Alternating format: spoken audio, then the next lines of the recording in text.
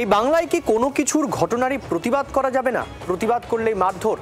এবার আক্রান্ত দম্পতি। কালী পুজোর চাঁদার জুলুমের প্রতিবাদ করায় আক্রান্ত এক দম্পতি, তাদের মারধর করা হয়েছে, বাড়ি ভাঙচুর করা হয়েছে, কাঠগড়ায় শাসক দলের নেতা এবং তার দলবল।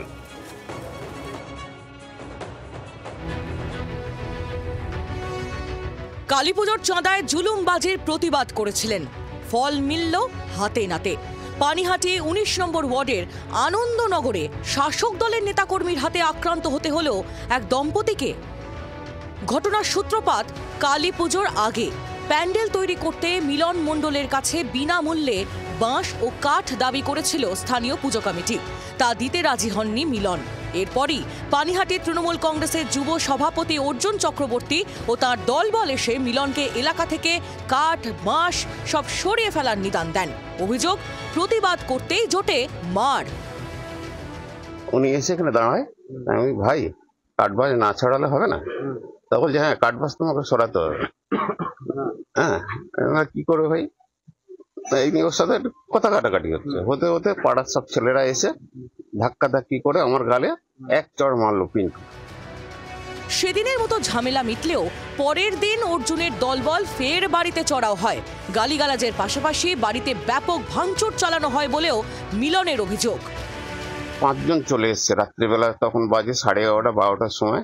এই যে কাঁচ ফাঁচ ভাঙা, দরজা খোলা, গালাগালি দিয়ে মা মাসি তুলে বেরো, তোকে এখন মেরে ফেলবো। কেন ওই কাঠ ছড়াননি বললো? হ্যাঁ। স্থানীয় তৃণমূল নেতারা অবশ্য এই ঘটনায় অর্জুনের কোনো দোষ খুঁজে পাচ্ছেন না। উল্টে তাদের অভিযোগ, মিলন অসামাজিক কাজের সঙ্গে জড়িত। পুজো নিয়ে পাড়ার ছেলেরা চাঁদা চাইতেই পারে, সেই চাঁদা ওই বাড়ির এগেন্সটে কমপ্লেন হচ্ছে ওই এলাকার মানুষের যে ওই বাড়িতে জুয়া খেলা হয়, মদ খাওয়া হয় এবং ওই বাড়িতে সব রকম ভাবেই বিভিন্ন রকম বাজে কাজ করা হয়, যার জন্য ওখানকার মানুষের বিক্ষোভ ছিল। মারধরের ঘটনায় ব্যবস্থা নেওয়ার কথা বললেও এখনো পর্যন্ত কাউকে গ্রেফতার করতে পারেনি পুলিশ। ফলে আতঙ্কে আছেন দম্পতি। এখানে পাড়ার দুটো ছেলে ঠেকাতে ছিল, তাদেরকে হচ্ছে এই করেছে, হুমকি দিয়েছে। কতটা আতঙ্কে? অনেকটাই আতঙ্ক। আমরা চাই যেন আমরা যেন একটু যেরকম আগে থাকতাম সেরকমই যেন থাকতে পারি, একটু শান্তিতে থাকতে পারি।